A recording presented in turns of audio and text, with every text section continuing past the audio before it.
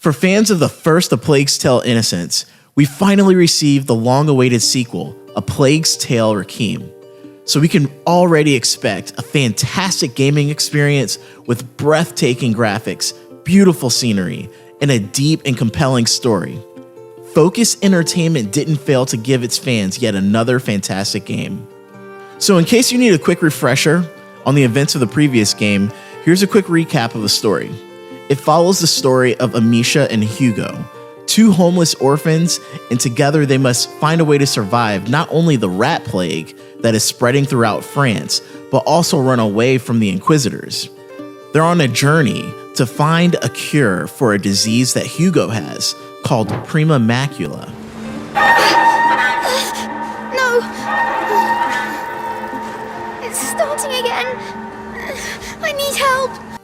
During their journey, we get to see their relationship develop, and it's a fantastic experience filled with tense and heartbreaking moments.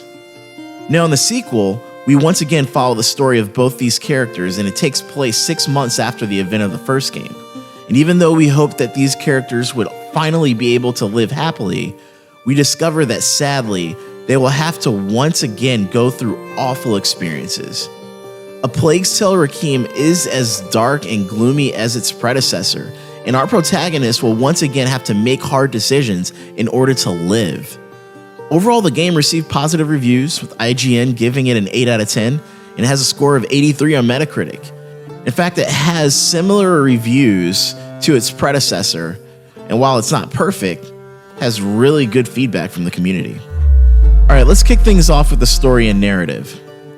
As previously mentioned, the game takes place 6 months after the events of the original, and our characters are forced to once again run away from their homeland and head south, still trying to find a way to help Hugo control his supernatural powers, which lets him control rats.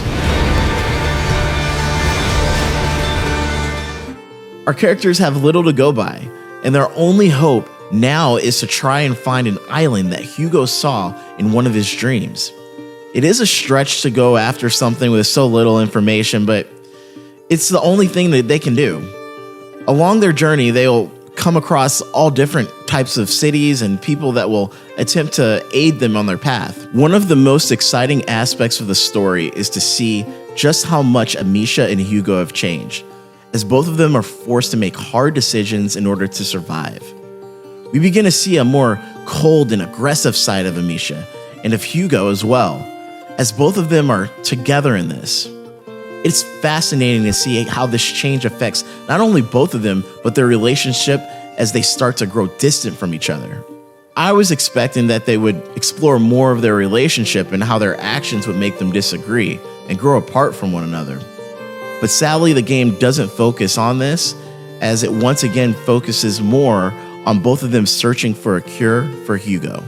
It would have been nice to see their relationship be more explored, as it is one of the main aspects of the first game. However, this game still manages to give us players a unique and profound story, which actually turned out to be more than enough for me and many others. Alright, gameplay.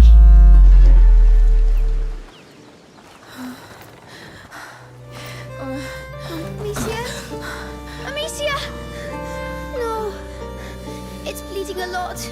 The core gameplay isn't that different from the previous game. You still have to sneak around a lot, or if you want a different and more aggressive approach, you can also do that. It is nice that the game provides the players the choice to go through encounters the way they want. All of its mechanics are very similar to its predecessor, but all of its aspects have been way more polished. Amicia now has more tools in her arsenal to help her dispose of enemies, like a knife that can be used to stab enemies, a tar that burns when making contact with something, and a crossbow to get rid of enemies from a distance. Being able to choose your own path when going through the game is fantastic, as it makes you feel like you're in control instead of giving you the feeling that you're following the path that the game has laid out for you. Your gameplay style will also significantly influence how easier certain complex parts of the game can be. Sometimes taking a more aggressive playstyle can be for the best, while other times attempting to sneak around enemies can make your life much easier. The game has a skill tree with 3 main choices. In the aggressive skill tree, gives you the ability to push enemies into a pile of rats. Opportunism gives you more options to use the environment to get rid of your enemies. And prudence gives your characters better ways to move around, like being able to move faster when sneaking. Okay, so let's talk graphics and performance. They outdid themselves with this game, as its visuals are simply incredible and breathtaking. All character models look great, and all environments are detailed.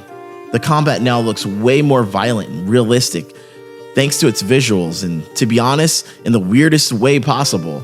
Sometimes seeing an enemy being simply destroyed by rats feels oddly good.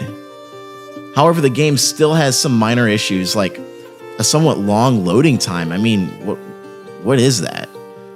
It's 2022 and you're still doing load screens. Like, you want people to do that.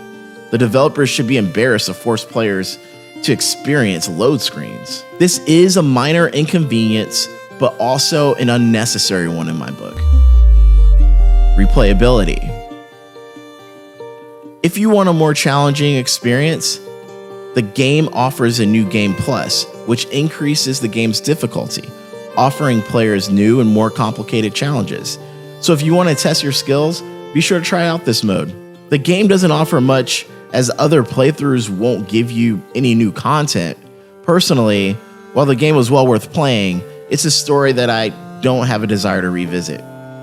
Just play the game. You'll know what I'm talking about. A Plague's Tale Requiem is a game that was well put together and ready to play with top performance right out of the box. I experienced little to no drops in the frame while playing 4K 60 frames per second. It's hard to imagine an indie game development team could accomplish so much in storytelling, map design, graphics, you name it. Skill trees and abilities weren't needed, and they weren't really pressed on by the developers. The story and graphics take the cake for this game, and I appreciated the simplicity about that. Yes, it was a story of a relationship between a brother and sister, but it was also so much more. It was a story symbolizing the human condition of good and evil. We all have an angel and a devil on our shoulders, pushing us to make polar opposite decisions. It can be maddening living with two voices the way we all do as humans. Self-actualization and peace occur when we choose to let one of them die. However, it's up to us to make the decision of which voice to listen to in the end. That said, I give this game 4 out of 5 stars. It's definitely a one and done game to play, but without a doubt, an easy one to remember. Do you agree or disagree with my review? Let me know what you think in the comments. We make fantastic content like this every week, so please like and subscribe if you haven't already. Ring that notification bell to get regular updates on new videos. Thanks for watching. We'll see you guys in the next one.